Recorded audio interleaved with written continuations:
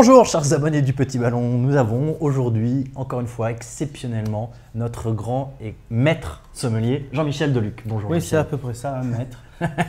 Bonjour à tous, bonjour Mathieu. Alors aujourd'hui, on continue, c'est l'été et on vous remercie de nous amener encore ce beau soleil. Et vous nous l'amenez au travers donc, de ce château Fontainebleau.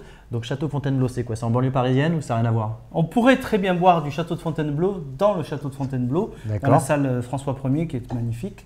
Non, là c'est château de Fontainebleau dans le Haut-Var, donc on est dans le Var. Et c'est une appellation qu'on ne connaît pas assez, c'est l'arrière-pays des Côtes de Provence, ce sont les Coteaux-Varois en Provence et c'est une région qui bouge beaucoup. La preuve en est ce château tout à fait exceptionnel. D'accord, et donc c'est quoi? C'est un rosé qu'on va trouver, qui va être un rosé de tous les jours? Est-ce que c'est un rosé un peu exceptionnel? Est-ce que c'est un rosé, comment est-ce que vous nous le présentez?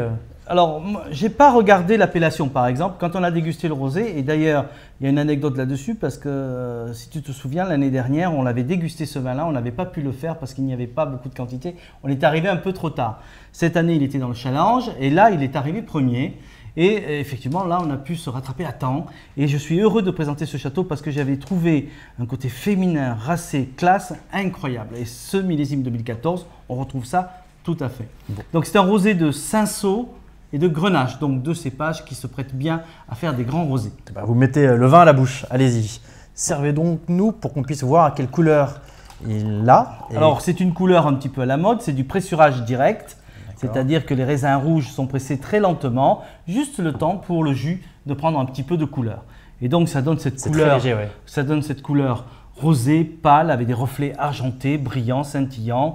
Il y a presque je crois qu'il y a un diamant rose qui a cette couleur-là. Voilà. Eh ben, donc vraiment Vous étincelant. me l'offrirez? Non, j'ai d'autres personnes à offrir avant. C'est pas prioritaire. Bon, et du coup au nez, pardon. Alors. Tu vois, c'est moins exubérant, c'est plutôt dans la finesse, c'est dans la profondeur. Donc c'est un vrai rosé de table. C'est pas seulement un rosé d'ambiance d'été, c'est vraiment un rosé pour la table. C'est l'équivalent d'un blanc, on va être d'un grand blanc ou d'un rouge léger si tu veux. Mais c'est vraiment, on a envie rien que de le sentir, d'avoir un repas autour de soi. D'accord, et donc en bouche? Alors, on retrouve tout ce côté petits fruits, fraises des bois, groseilles, framboises, on le retrouve en bouche. Belle fraîcheur, assez tranchée, une finesse exceptionnelle, très belle minéralité. C'est un vin qui est droit et j'aime bien aussi ce côté un peu féminin, aérien, tout en dentelle. C'est amusant parce qu'au nez, on ne devine pas la richesse justement qu'on retrouve en bouche. C'est pour ça, c'est comme un grand vin blanc, c'est à la profondeur. Donc on n'a pas le rosé exubérant qui pète tout de suite là pour l'apéritif. Là, c'est vraiment un rosé de table. Et puis il est long, on appelle très long. On appelle les Caudalie, c'est ça? Caudalie, très très long. Donc ça, on devrait se régaler avec de belles tables cet été. Et donc ça, vous parliez d'un rosé de repas, donc on accompagne avec… Viande grillée, viande blanche, moi je n'hésite pas à mettre un peu d'herbe, peut-être un petit peu de tomates, des sauces tomatées, des choses comme ça, ou des petites tomates farcies, des beaux fromages de chèvre aromatisés au romarin. Il faut se retrouver dans cette ambiance provençale. Oh, avec les cigales. Voilà. Et du coup, là on va être sur un service, quelle température?